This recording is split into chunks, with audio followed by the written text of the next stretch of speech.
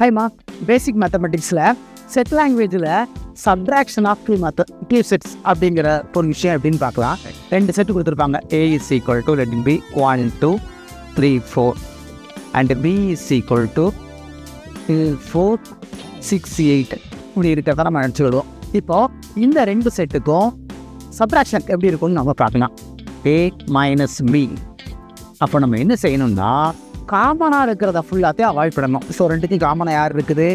2 காமனாக இருக்குது, 4 காமனாக இருக்குது, வேறு எதுவும் காமனாக இல்லை. காமனாக இருக்கிறத ஃபுல்லாத்தையும் நெக்லெக்ட் பண்ணிவிட்டு ஏல பேலன்ஸ் யார் இருக்கிறா அப்படிங்கிறத நம்ம எழுதணும். ஏல பேலன்ஸ் யார் இருக்குதா? 1, 3. அவ்வளோதான். This is A minus B. Sir A minus Bனாலும் B minus Aனாலும் ஒன்றா அப்படிங்கிற டவுட் நமக்கு வரும். ஸோ அகைன் நம்ம இந்த டவுட்டை கிளியர் பண்ணுறதுக்காக வேண்டியே B minus Aவும் கண்டுபிடிக்கலாம். ஸோ B minus Aனா நம்ம என்ன செய்யணும்? காமனாக இருக்கிறத நெக்லெக்ட் பண்ணிவிட்டு அதில் என்ன பாக்கி இருக்குதோ நம்ம அதில் தான். Bயில் என்ன பாக்கி இருக்குது? 6 and 8 பாக்கி இருக்குது. செக் பண்ணி பாருங்களேன். A minus B 1, 3 வந்துருக்குது.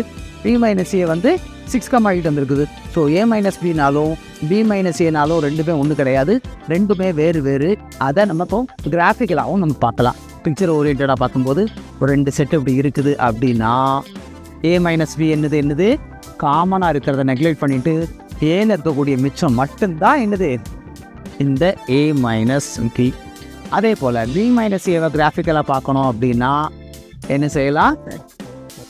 காமனாக இருக்கிறத நெக்லெக்ட் பண்ணிவிட்டு Bயை மட்டும் நம்ம என்ன செய்யணும்? ஷேட் பண்ணணும். இதுதான் என்னது? B minus A. So set லாங்குவேஜை நியூமெரிக்கலாகவும் ஸ்டடி பண்ணணும், கிராஃபிக்கலாகவும் ஸ்டடி பண்ணணும்.